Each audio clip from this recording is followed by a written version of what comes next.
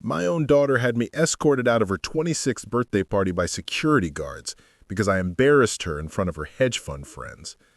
I'm Robert Martinez, and for 22 years, I've been quietly building an empire my daughter never bothered to understand. She told 150 guests at her rooftop celebration that I was just her maintenance worker father who didn't know his place in polite society. What she didn't know was that I didn't just fix other people's buildings. I owned most of them in downtown Phoenix, including the luxury high-rise where her party was being held.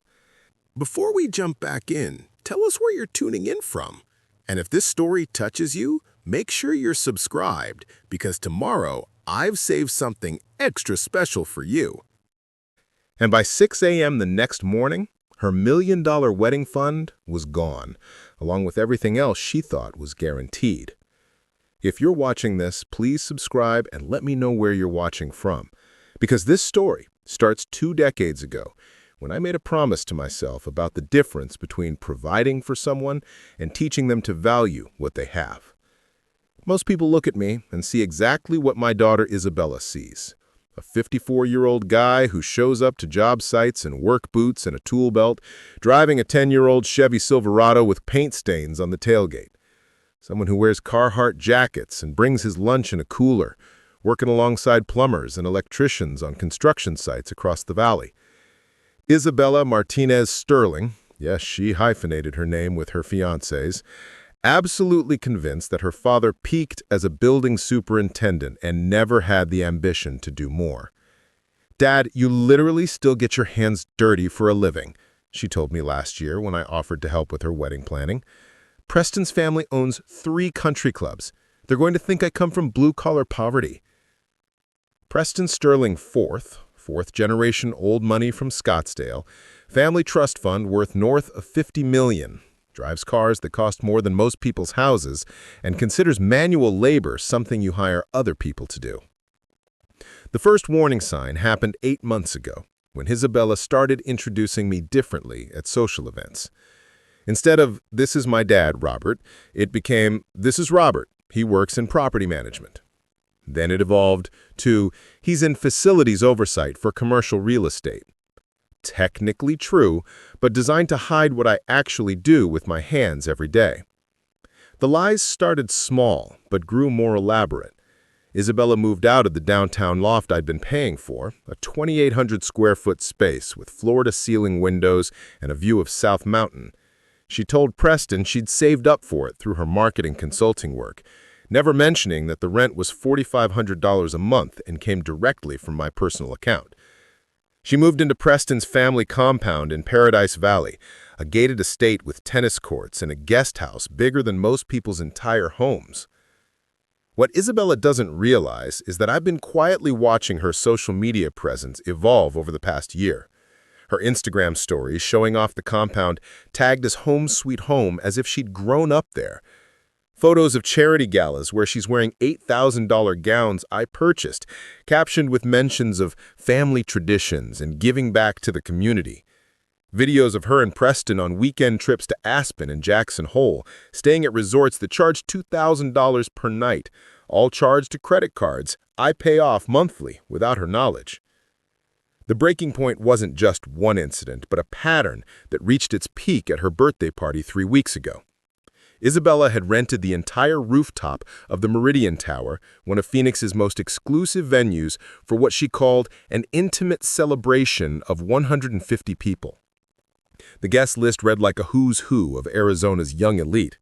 Preston's Harvard Business School classmates, trust fund kids from Scottsdale's old money families, tech entrepreneurs who'd made their millions before 30, and socialites who treated charity work like a competitive sport. I arrived at 7 p.m., wearing my best suit, the same charcoal gray Brooks Brothers I'd worn to Isabella's college graduation. Nothing fancy, but clean and appropriate. The valet looked confused when I handed him the keys to my Silverado, clearly expecting something more expensive from someone attending this particular party.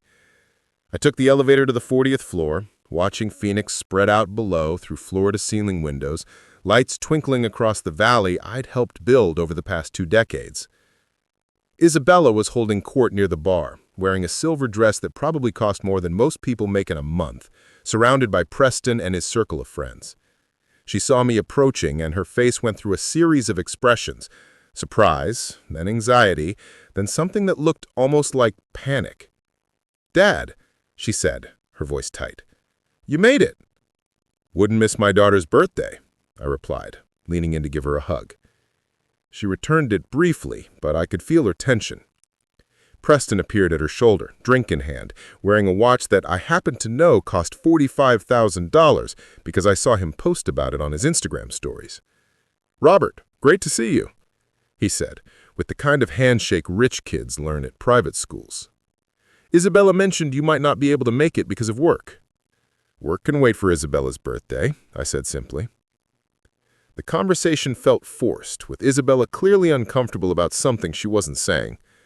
Preston introduced me as Isabella's father, Robert, who's in property management, and I didn't correct him.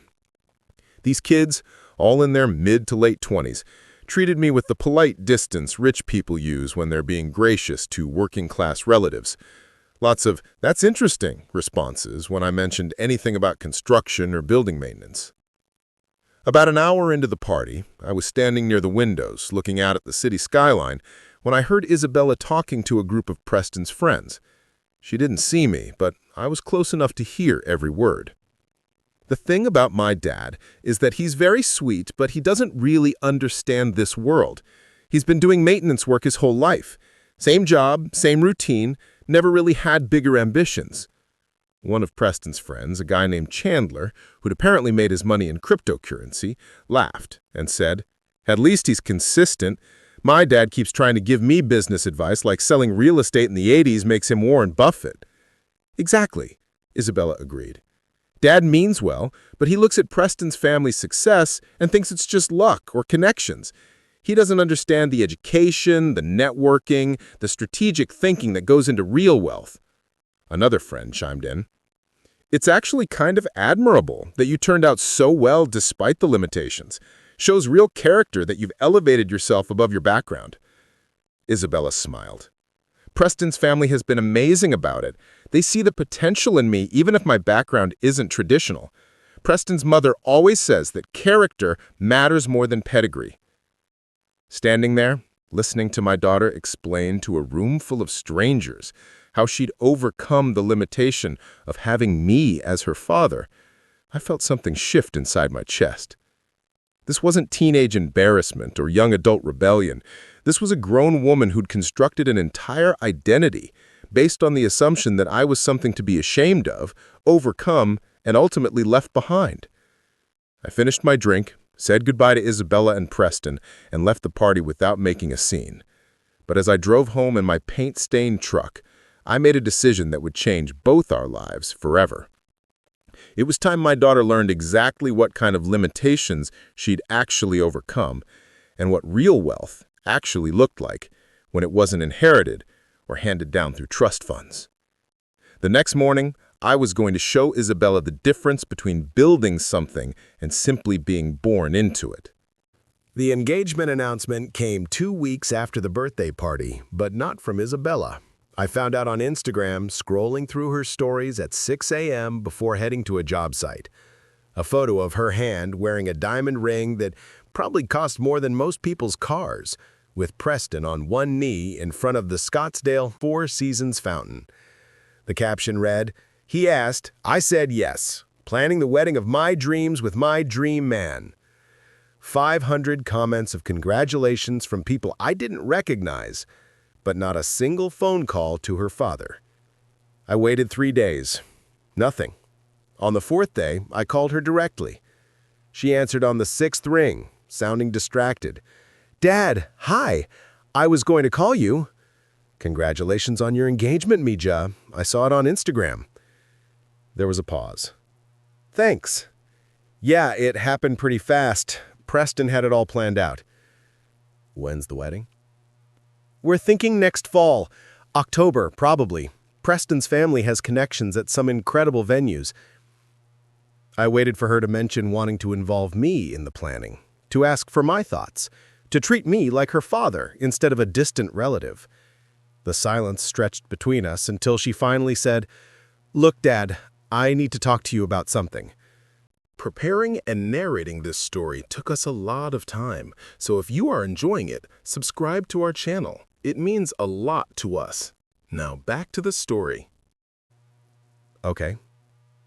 The wedding is going to be pretty formal. Black tie, very traditional. Preston's family is covering most of the expenses because they want it to be really special. She paused. I'm wondering if maybe you'd be more comfortable just coming to the ceremony part, not the reception. My daughter was uninviting me from her own wedding reception. Why would I be more comfortable with that? It's just that the reception is going to be all of Preston's business associates and family friends, very formal conversations about investments and philanthropy and country club stuff. I thought you might find it boring. Isabella, I've been to formal events before. I know, Dad. It's not about that. It's about... She struggled with the words. Preston's family has certain expectations about the social dynamic. They're paying for everything, so they kind of get to control the guest list and the atmosphere. Are you saying Preston's family doesn't want me at your wedding reception? I'm saying they want the reception to have a certain tone, professional, sophisticated. They're inviting some very important clients. And I would ruin that tone? Dad, don't make this harder than it needs to be. You know what I mean. I knew exactly what she meant. Her construction worker father, in his off-the-rack suit, would embarrass her in front of Preston's trust fund friends and their country club parents. What if I said no? What if I wanted to attend my daughter's entire wedding reception? Isabella's voice got sharp. Then you'd be putting me in a really difficult position with Preston's family. They're being incredibly generous, and I need you to respect their wishes. Their wishes about my presence at your wedding. Dad, please, just think about what's best for everyone here. What was best for everyone was that I disappear from the most important day of my daughter's life. I'll think about it, I said, and hung up. That afternoon, I was inspecting electrical work at an office complex renovation when my phone buzzed with a text from Isabella. Dad forgot to mention, if you do come to the ceremony, Preston's family arranged a small side room where the family can wait during cocktail hour. Thought you might prefer that to mingling with the other guests. A side room. Like I was a problem to be managed, rather than the father of the bride. I didn't respond to the text. Instead, I drove to my office, something Isabella had never seen because she'd never asked where I worked when I wasn't on job sites. Martinez Construction and Development occupied the entire 15th floor of a downtown Phoenix high-rise I'd purchased 3 years ago. My assistant, Carmen, looked up when I walked in, still wearing my work clothes. "Robert, you're early. The Henderson Group meeting isn't until 4. "Cancel it. I need you to pull some files for me." I spent the next 2 hours reviewing documents Isabella had never seen. Property deeds, business and corporation papers, bank statements, and financial reports that would have shocked her if she'd ever bothered to ask about my work beyond assuming it was just maintenance. Martinez Construction had built or renovated 60% of the commercial real estate in downtown Phoenix over the past 15 years. The company employed 340 people full-time and had gross revenues of $47 million last year. But the construction business was just the beginning. Martinez Property Holdings owned 127 commercial and residential properties across Arizona, with a combined value of $180 million. The monthly rental income alone was more than most CEOs made annually. I'd been buying distressed properties, renovating them with my own crews, and either selling them at substantial profits or keeping them as rental investments for over 20 years. The irony wasn't lost on me.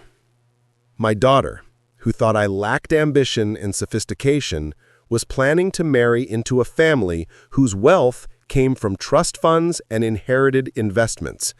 Meanwhile, I'd built my empire from nothing, starting with a $15,000 loan to buy my first duplex, and turned it into a business that employed hundreds of people and generated millions in economic activity. That evening, I made a decision that would change everything. I called my attorney, Michael Santos, who'd been handling my legal affairs for 12 years. Michael, I need you to draft some documents, and I need them ready by tomorrow morning. The next day was a Saturday. I drove to the Meridian Tower, the same building where Isabella had held her birthday party 2 weeks earlier. What she didn't know was that I owned it. Martinez Property Holdings purchased the building in 2019 for $87 million, renovated it completely, and turned it into one of Phoenix's premier commercial addresses. I took the elevator to the 40th floor, the same rooftop venue where my daughter had explained to her friends how she'd overcome the limitation of having me as a father. The events manager, Janet, was setting up for a corporate brunch. She looked surprised to see me. "Mr. Martinez, I wasn't expecting you today. Is there something wrong with the rooftop setup?" "Nothing wrong, Janet. I just wanted to see the space again. Actually, I need to make some changes to our rental agreements." "What kind of changes?" "Effective immediately, we're no longer accepting events from the Sterling family or anyone in their social circle. And Janet, I want you to personally handle any inquiries that come in." Janet looked confused but nodded. "Of course, Mr. Martinez. Should I ask why?" "Let's just say it's a family matter." On Monday morning, Isabella called me, sounding panicked. "Dad, something weird happened. Preston's mom was trying to book additional space at the Meridian Tower for the rehearsal dinner, and they said the venue isn't available to us anymore. They wouldn't explain why." "That's unfortunate." "Dad, do you know anyone who works there? Maybe you could put in a word? Preston's family is really upset about this." My daughter was asking me to use connections she didn't know I had to solve a problem I'd created. "Isabella, maybe it's a sign that you should find a different venue." "We can't find a different venue. Everything else is either booked or not nice enough for Preston standards. This could ruin our entire wedding plan." "I'm sure you'll figure something out." "Dad, please, if you know anyone who works in building management or maintenance there, could you just ask? Preston's mom is talking about moving the entire wedding to Scottsdale, and I really had my heart set on downtown." "I'll see what I can do," saying nothing about the fact that I had started the entire mess in the first place. That afternoon, I implemented phase 2 of my plan. I called the other 4 premium event venues in downtown Phoenix, all of which rented space in buildings I either owned or had business relationships with. By 5 p.m., the Sterling family was effectively blacklisted from every high-end wedding venue in the city. Isabella called me at 7 p.m., crying. "Dad, I don't know what's happening. Every venue we've contacted is suddenly unavailable or way too expensive for Preston standards.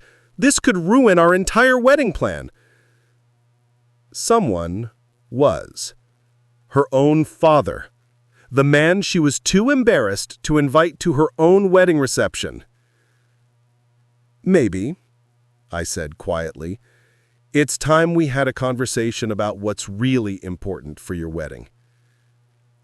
The second birthday party happened because Preston's mother insisted on doing it right this time. Isabella turned 26 twice that year, once at the Meridian Tower rooftop where she dismissed me as her maintenance worker father, and again 3 weeks later at the Sterling family estate in Paradise Valley, where I wasn't originally invited. The invitation came through Isabella, delivered like an afterthought. "Dad, Patricia Sterling wants to throw me another birthday celebration. More intimate, just close family and friends at their house. She specifically asked me to invite you. The way she said it made it clear this wasn't her idea. Patricia Sterling asked for me specifically? She said it would be inappropriate not to include the father of the birthday girl. Preston convinced it was the right thing to do. So I was a charity case, the blue-collar father that rich people invited out of obligation, like bringing canned goods to a food drive. What time should I be there? 7 p.m. Dad, please just try to blend in. Preston's family is doing this as a favor to me. A favor. My presence at my own birthday party was a favor someone was doing for her. I arrived at the Sterling estate at exactly 7 o'clock, driving through wrought iron gates that probably cost more than most people's cars.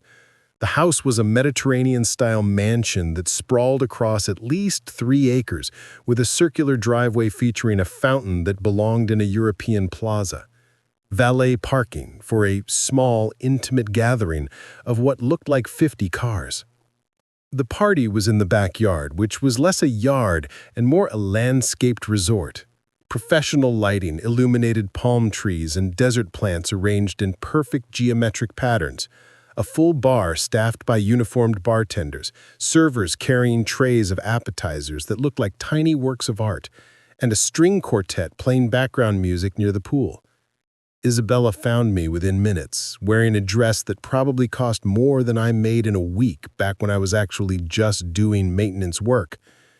"Dad, you look nice," she said, though I caught her glancing at my suit with the expression someone makes when they're hoping their outfit will pass inspection. "Thank you, mija. This is quite a party." Patricia went all out. She's been so generous. Isabella linked her arm through mine, the way she used to when she was little. "Come on, I'll introduce you to Preston's family." We walked toward a cluster of people near the bar, all of them looking like they'd stepped out of a country club catalog. Perfect hair, perfect teeth, clothes that cost more than most people's monthly rent. Patricia Sterling spotted us approaching and broke away from her conversation. "Robert, so wonderful that you could join us," she said, extending a manicured hand. Patricia was the kind of woman who'd been rich her entire life and wore it like expensive perfume, subtle but unmistakable. "Isabella speaks of you so fondly." "Thank you for including me, Mrs. Sterling. Your home is beautiful." "Please, call me Patricia, and thank you. We've been here 15 years now. Charles fell in love with the architecture." She gestured toward the house like it was a piece of art she'd personally created. Charles Sterling appeared beside his wife, drink in hand, looking exactly like every other trust fund patriarch I'd ever met. Silver hair, navy blazer, the kind of confidence that comes from never having to worry about money. "Robert, Isabella's father. Preston's told us so much about you." "All good things, I hope?" "Of course. Isabella mentioned you in property maintenance. Very respectable work. Someone has to keep the buildings running." The way he said it made it clear building maintenance was something people did when they lacked the intelligence or ambition for better options. "Someone does," I agreed. Preston joined our circle, wearing a watch that cost more than most people's cars and the kind of casual arrogance that comes from inheriting millions before you're old enough to drink. "Robert, glad you could make it. Dad was just telling me about his latest acquisition. Show him the photos, Dad." Charles pulled out his phone and started scrolling through pictures. "Just purchased a beautiful office complex downtown, 40-story high-rise, prime location. The previous owner was asking too much, but we negotiated him down." He showed me the photos and I had to work to keep my expression neutral. The building he was showing me was the Meridian Tower. My building. The one I'd sold to a shell company controlled by Sterling Investments just 2 weeks ago for exactly the asking price, $127 million. Beautiful building. The acquisition was brilliant. Preston got it for almost 20% under market value. The previous owner was some local construction guy who didn't understand commercial real estate values. Some local construction guy. They were talking about me like I was an amateur who'd gotten lucky and then been outsmarted by their superior business acumen. I'd sold them the building at full asking price, and they thought they'd negotiated a bargain. The seller was probably desperate, Charles continued. These small-time operators get in over their heads with properties they can't properly manage. We're planning a complete renovation. Bring it up to our standards. I nodded thoughtfully. What kind of renovations? Complete overhaul. New lobby, updated elevators, premium finishes throughout. We're bringing in designers from New York. Charles was warming to his subject, clearly enjoying explaining real estate strategies to someone he assumed knew nothing about it. That sounds expensive. Oh, it is. Probably $15 million for the renovations alone. But that's how you create real value. You can't just slap some paint on the walls and call it luxury. $15 million in renovations for a building I'd completely renovated just 3 years ago using premium materials and award-winning designers. But Charles Sterling knew better, apparently. The conversation continued for another 20 minutes, with Charles explaining real estate investment strategies to me like I was a child learning to count. Preston contributed observations about market trends he'd learned at Harvard Business School, treating me like a friendly but simple relative who might find their wisdom interesting even if I couldn't understand it. Isabella stood beside me through all of this, smiling politely, occasionally touching my arm in what I recognized as her way of making sure I didn't say anything embarrassing. When Charles finally moved on to talk to other guests, she leaned over and whispered, "You're doing great, Dad. They really like you." They liked me the way rich people like their housekeepers and gardeners, as long as I knew my place and didn't try to participate in conversations above my station. The evening continued with more of the same. Preston's friends from his hedge fund job explaining market dynamics to me, Patricia's charity board friends describing their philanthropic work like I might find it inspirational. Everyone treating me with the polite condescension reserved for the working-class relatives of people they actually respected. But the breaking point came when Isabella started opening her birthday gifts. Expensive jewelry, designer handbags, art pieces that probably cost more than most people's cars. Each gift came with elaborate explanations of its significance, its value, its exclusivity. Then, Isabella opened an envelope from Charles and Patricia Sterling. Inside was a check, which she looked at and immediately showed to Preston with wide eyes. "Oh my God, this is too generous." "What is it?" someone called out. Isabella held up the check so everyone could see. "Mr. and Mrs. Sterling just gave me $50,000 for my wedding fund." The crowd applauded. Isabella hugged Charles and Patricia, tears in her eyes. "I can't believe this. This is going to make our wedding so much more special." $50,000. A generous wedding gift, certainly. But what happened next changed everything. Charles Sterling raised his glass and called for attention. "I'd like to say something about this young woman," he began, his voice carrying across the patio. "Isabella represents everything we admire about this generation. She's taken the limited opportunities she was given and turned them into something remarkable. Limited opportunities." I felt something cold settle in my stomach. "Despite coming from humble beginnings," Charles continued, "Isabella has educated herself, built a career, and found her way into our family through nothing but her own merit and character." Humble beginnings. Like poverty was something I'd inflicted on her instead of working 80-hour weeks to make sure she never wanted for anything. "It takes tremendous strength to rise above your circumstances," Patricia added, "and Isabella has done that beautifully. We're proud to welcome her into our family and help her build the life she deserves." The life she deserves, as opposed to the life I'd apparently cursed her with by being her father. The applause that followed felt like nails on the chalkboard.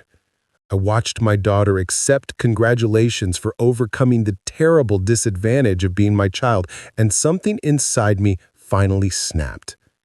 I pulled out my phone and called my attorney. He answered on the second ring. "Michael, it's Robert. I need you to execute the documents we discussed, all of them, tonight." Isabella saw me on the phone and walked over, looking concerned. "Dad, is everything okay? You look upset." Everything's fine, mija. I just need to take care of some business. What I didn't tell her was that by morning, she was going to discover exactly what kind of humble beginnings paid for every advantage she'd ever had. The security guards arrived at 10:47 p.m., just as I was saying goodbye to Isabella.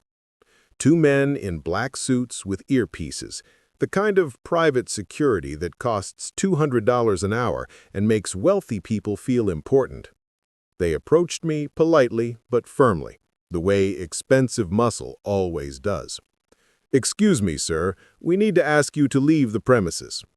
I looked at Isabella, who was standing frozen beside Preston, her face a mixture of confusion and horror.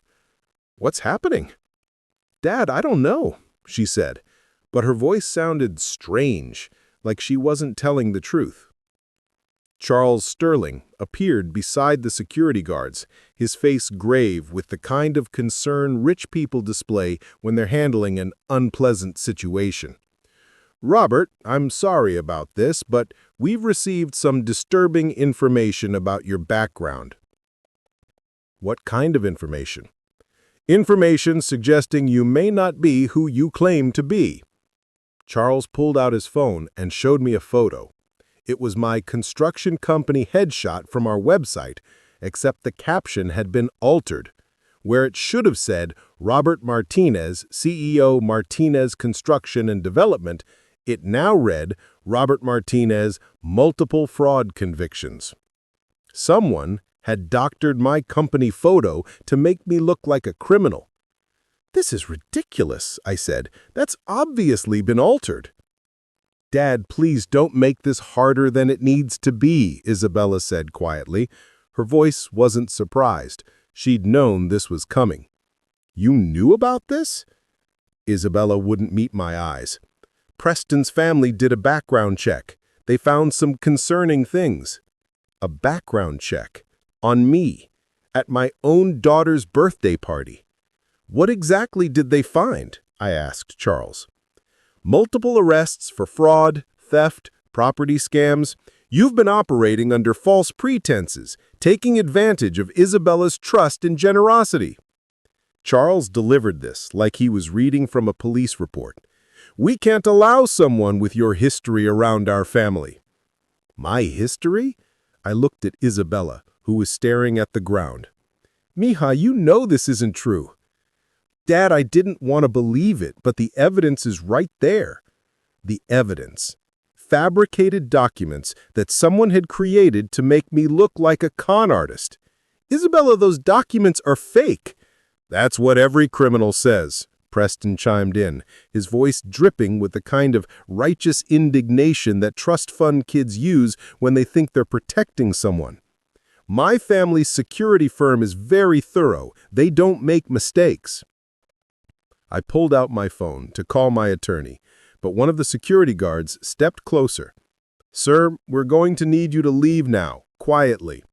"This is insane." "Isabella, call my office. Call Martinez Construction. Check my credentials yourself." "Dad, stop. You're embarrassing yourself." Isabella's voice was firm now, like she was talking to a child having a tantrum. "Preston's family is trying to protect me. The least you can do is leave with some dignity." Dignity. My daughter was having me escorted out by security guards based on forged documents, and she was lecturing me about dignity? "Fine," I said, "I'll leave. But Isabella, when you discover the truth about what just happened here, remember that you chose to believe strangers over your own father."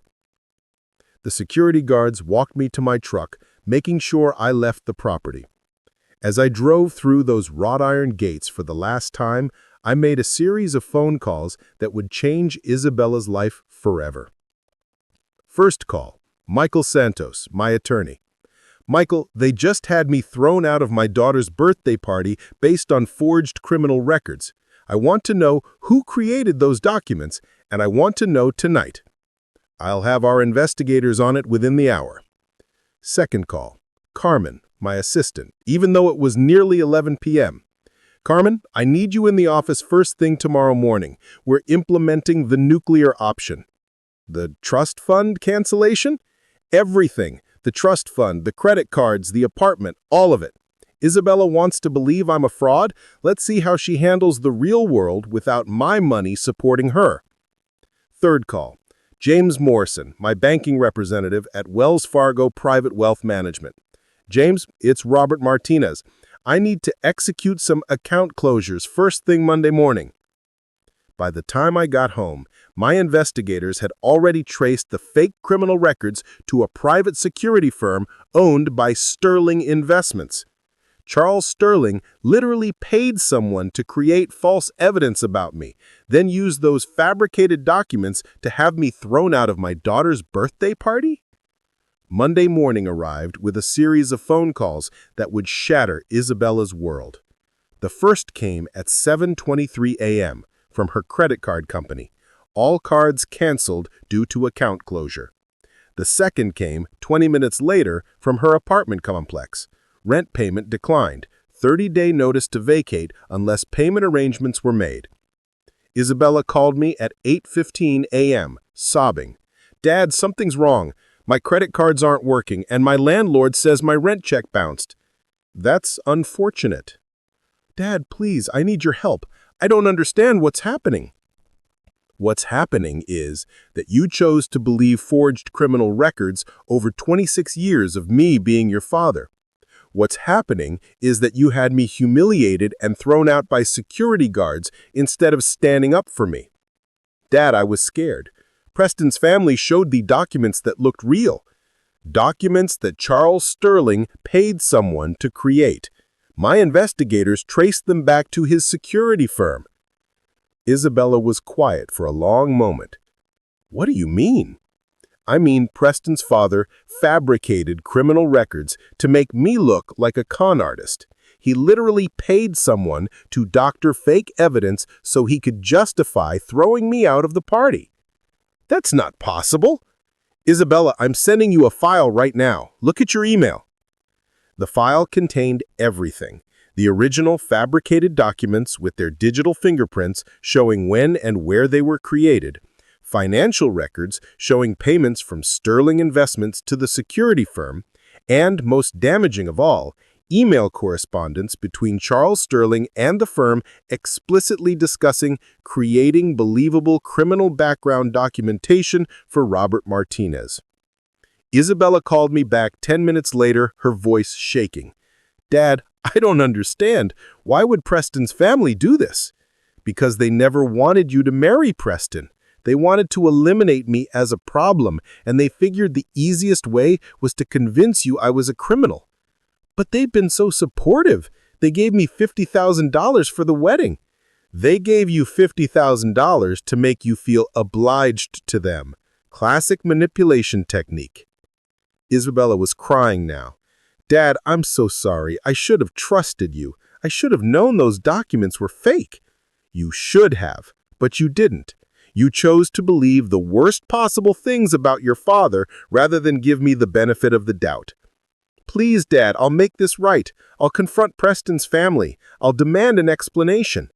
It's too late for that, Isabella. What do you mean? I mean, the trust fund I set up for your wedding is gone, dissolved as of this morning.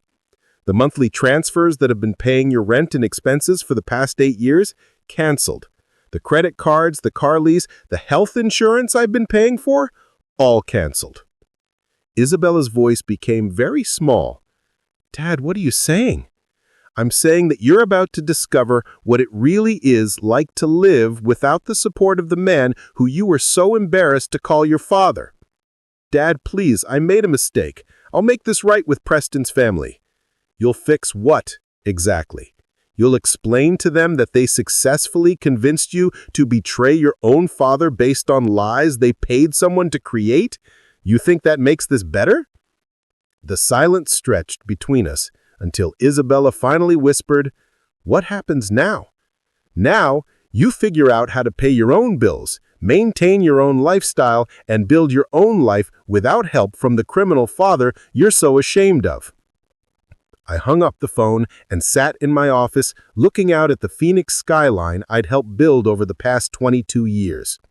By noon, Isabella would discover that the credit cards paying for her designer clothes had been canceled. By evening, she'd realize the apartment she thought she was paying for herself had actually been covered by automatic transfers from my accounts. By the end of the week, she'd understand exactly how much her humble beginnings had actually been worth. But first, she was going to have to decide whether she wanted to fight for our relationship or choose the people who had just proven they were willing to destroy her father to control her future.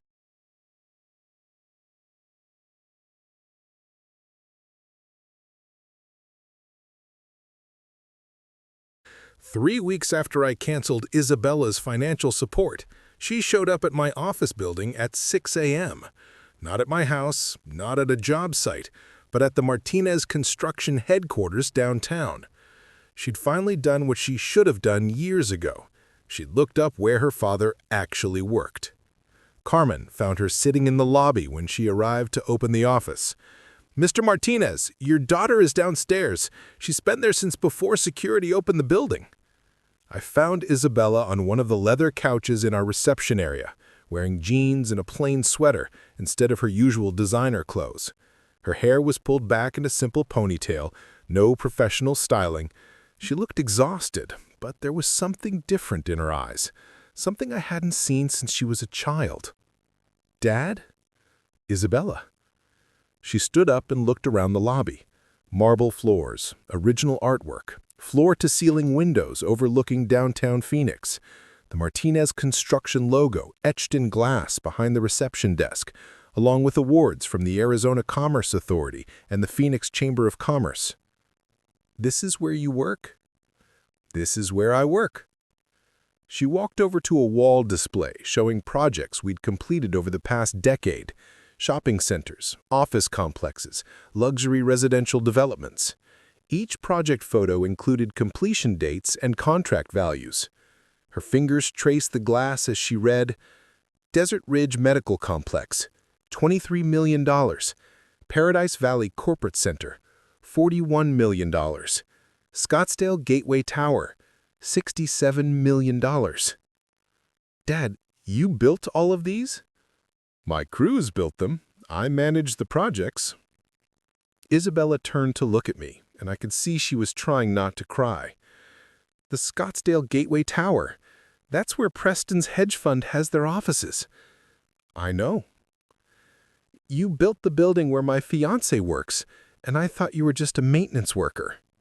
"You thought I was just a maintenance worker because you never asked what I actually did.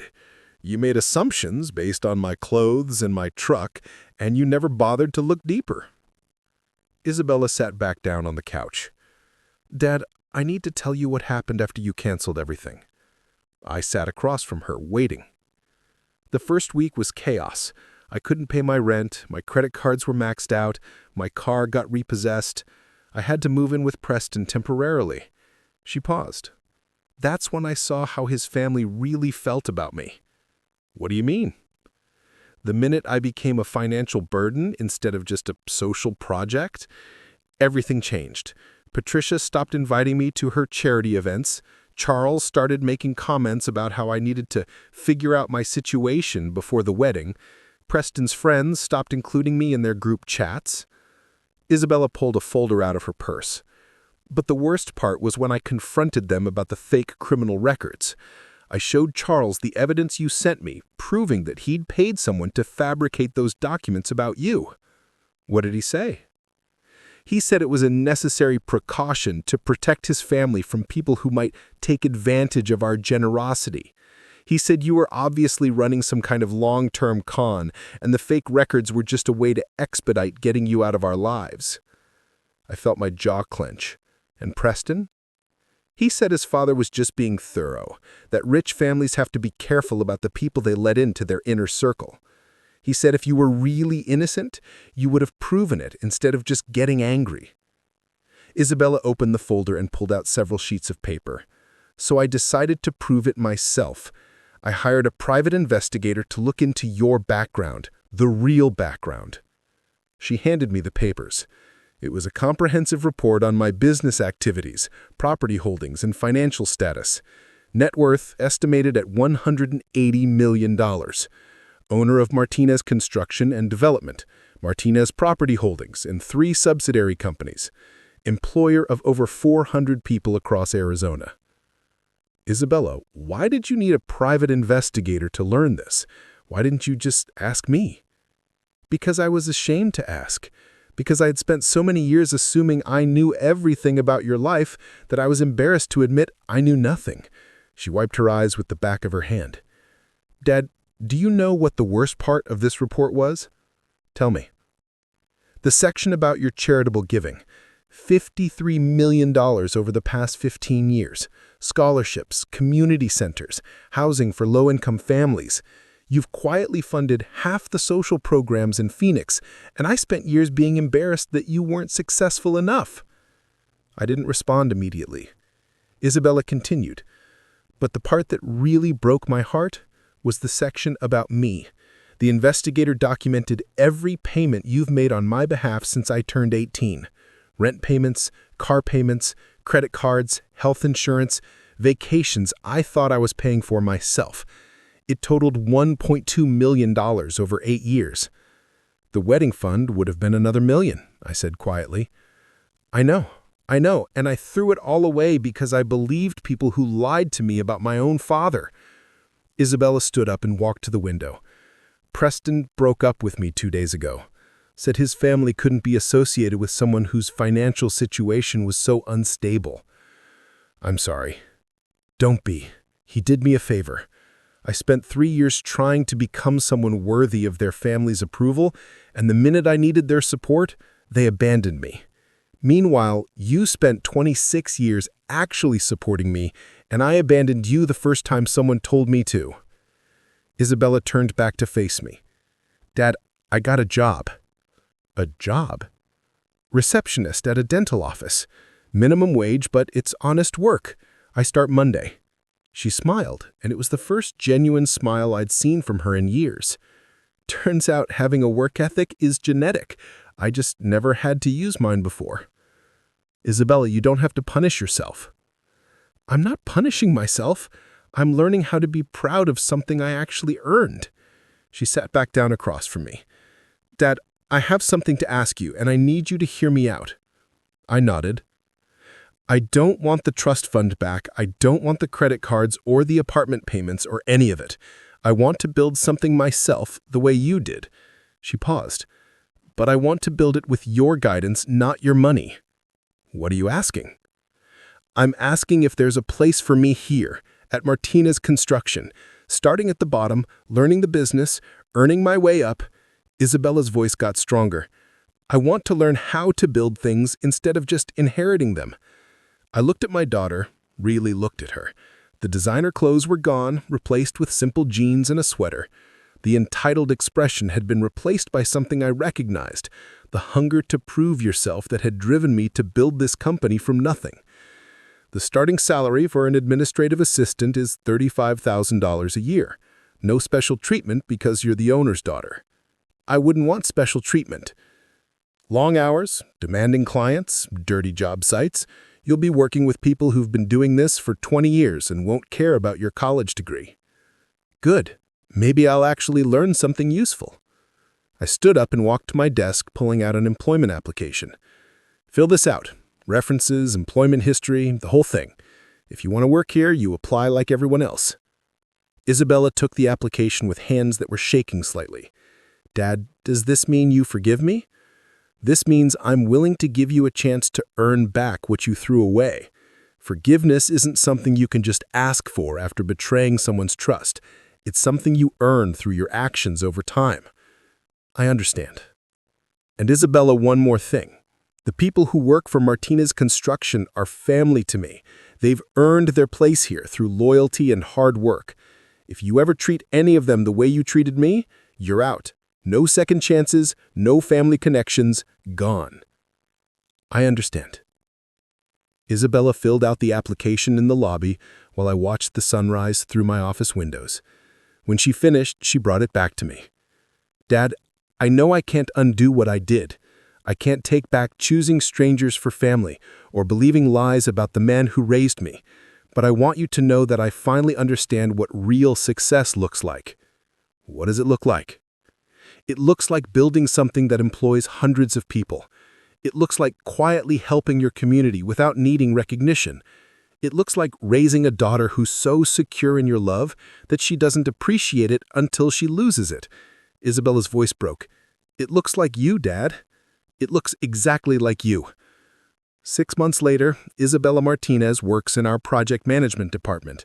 She drives a used Honda Civic that she bought with her own money, lives in a studio apartment she pays for herself, and hasn't posted on Instagram in 8 months. She arrives early, stays late, and treats every client and coworker with the respect she should have shown her father years ago. The wedding fund is still canceled. The trust fund remains dissolved. Isabella earns every dollar she makes and spends every dollar she spends. But for the first time in her adult life, she's proud of who she's becoming instead of ashamed of where she came from.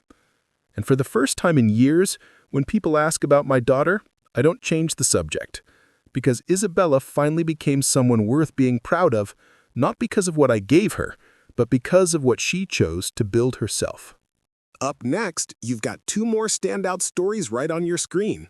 If this one hit the mark, you won't want to pass these up. Just click and check them out.